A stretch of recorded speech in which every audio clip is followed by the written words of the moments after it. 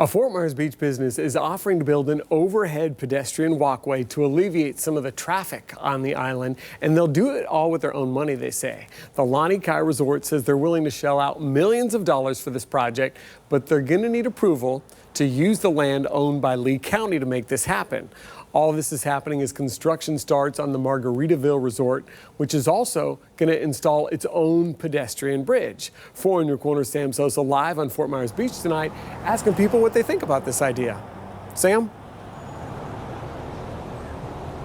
Patrick, the idea is to create a safe overhead walkway that would connect one side of Estero Boulevard to the other, and it would be accessible to everyone on the beach.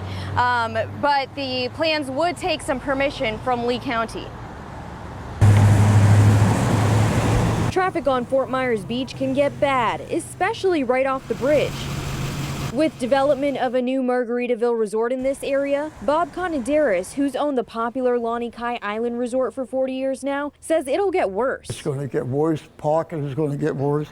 Things have changed on Fort Myers Beach. That's why he's offering to build a pedestrian overpass. The pedestrian bridge would be over this crosswalk on Estero Boulevard that's usually monitored by deputies during the busy season. There's going to be an elevator on both sides.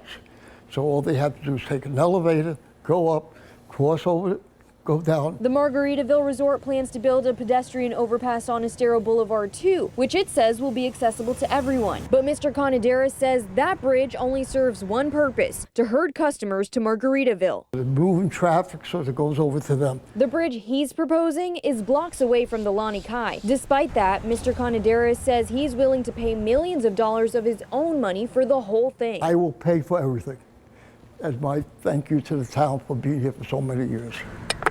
I think it's a great idea. I asked people what they thought about the offer. The city can put more money towards cleaning the water or doing something else with their money. Mr. Conadaris says the inspiration behind the proposal comes from his late wife, Grace, who he says he would dedicate the bridge to. She loved it here, and I will never forget that. This is all for my wife.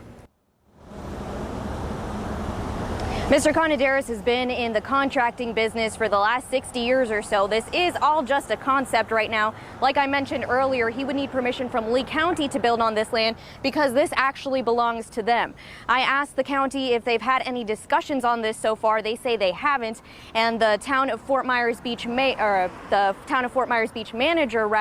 tells me that he hasn't received any permit requests for that.